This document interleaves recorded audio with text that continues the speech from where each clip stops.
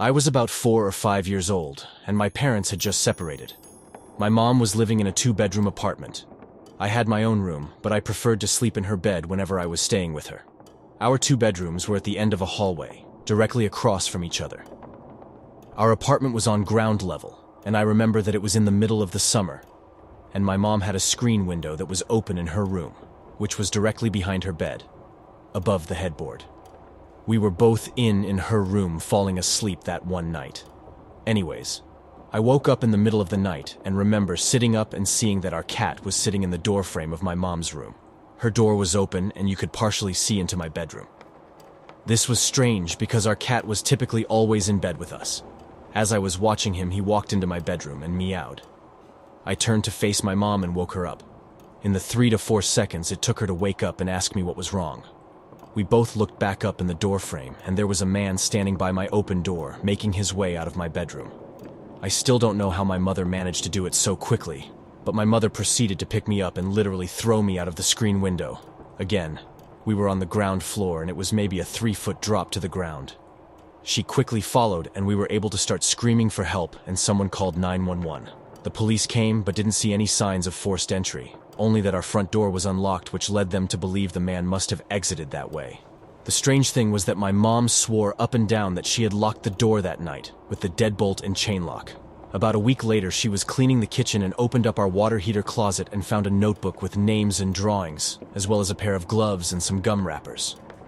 The police were called again, but all they could do was speculate that the man had been in our house and hid until we were asleep.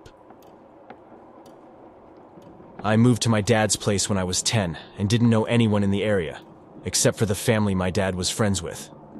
A single mom with 3 kids.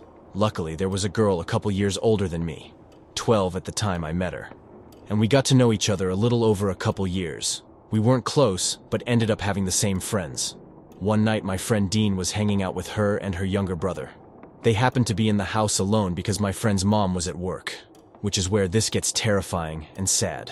Her mother has been helping this one lady through her work and got to know her fairly well. She found out her sister was in a mental institution and was let out recently. That night, Dean is hanging out with my friend. They get a knock on the door. My friend Dean thought it was just their mom. She knocks a certain way when coming in. Dean wasn't supposed to be there, and he took off through the window to his house down the road. He never thought twice about it. Well, it wasn't her mom. It was the mentally ill sister of the lady her mom was helping. She came in, and this is where I don't know any details, and I'm glad I don't. All I know is that the mentally ill woman brutally murdered my friend that night in the house. The younger brother luckily got away to the neighbors to call the police. This all happened just a week before Christmas. About 5 years ago, my mom started dating a guy she met on a dating site. That part is fine. I had recently started dating the woman who would later become my wife, and we had met online. Anyway, my wife and I never really liked this guy. We didn't think he was mean or anything like that, just a little creepy. He was quiet, he kept his eyes closed a lot, and occasionally said odd things like offering my wife a chocolate and then popping one in his mouth, closing his eyes, and moaning as he let it melt in his mouth. One time my wife and I were visiting my mom, but she got called into work, so we waited at her house. Her boyfriend was over, but he spent the entire several hours just hanging out in her bedroom with the door closed. Just before Christmas, my mom and this guy started having some difficulties. My wife and I were visiting her for the holidays, and she dropped all of her problems on us, and we listened carefully and told her our opinions and suggested that she would be better off without him. She already had her mind made up, though, and decided to break up with him on Christmas Eve.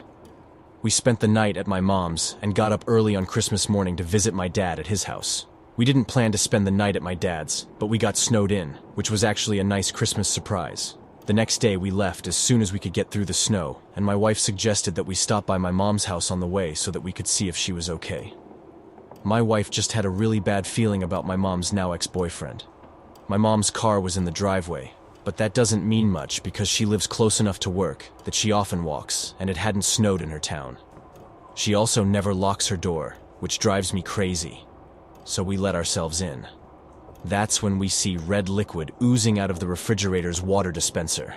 It had filled up the spill container and was leaking onto the floor and had made a puddle. My wife screamed and I freaked out. I fully expected to see my mom's chopped up body in the freezer. I nervously opened the freezer to find a bag full of frozen cherries that had been opened, crammed into the freezer that was dripping onto the ice dispenser. I called my mom and she told us she was out to the shops with her best friend. It was a massive relief, because I really thought my mom was chopped up by her creepy ex-boyfriend. Early 90s. I was around 6 to 7 years old. I'm at home with my sister, who was 15 at the time. We grew up in a small Texas town. Everyone knows everybody. We are home alone this particular night, and my parents let my sister babysit me frequently. We always got along due to our age gap. Anyway, it is about 8 p.m. in the winter. It gets pretty damn cold. So it is dark, and we are in the common room, since that is where the TV was. Watching 60 Minutes or 48 Hours or Hard Copy or some shit. Those one-hour news pieces on CBS that chronicle large crimes in depth. Trafficking, murders, kidnappings and the like. Basically a gritty Lifetime special. This one was a typical story. Guy next door that was quiet went on a rampage in his next-door neighbor's house, mutilating them and kidnapping their young daughter. Well, the thing about our house common room is that the door leading to the backyard was a large glass door on a wall of floor-to-ceiling windows. Nothing but blackness beyond it unless you have the backlight on. We did not. The front door is on the other side of the room with a small entryway. This is a solid door, so you cannot see what is beyond it, with a glass storm door on the outside of it. About 45 minutes into the show, they are talking about the ongoing manhunt for this crazy guy, and suddenly, bam! Bam! Bam! Front door bangs like crazy. We jumped up and screamed so loud. The only lights on in the house are the kitchen down the hall from the common room we were in, and the light from the TV. We start thinking something on the porch had simply blown against the door. This was West Texas. Crazy strong winds out that way. Well, a minute or two of silence and us holding each other post-adrenaline overdose passes. Just when we are about to declare everything is safe, we hear the storm door on the outside of our front door close. Someone had to have opened that door to be able to bang on the front door like that. Now at this point, we are both frozen in the middle of the room on the floor, where we had been watching TV. My sister crawls over to the TV and turns it off. It was an old TV, so you had to turn that metal dial to switch it off. Now it is just us in a room dimly lit by the kitchen light down the hall. I do not remember how much time passed, but we kept making eye contact, then looking at the front door. I remember this part vividly. I am on my knees sitting on my feet, and I turn around to look at the back wall of the windows and glass door. We hear and I see the back door knob turn. It was only locked on the knob.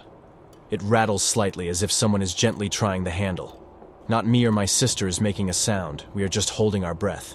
Then bam, bam, bam, bam. Loud as hell, someone is trying to force the door open, just jerking it back and forth.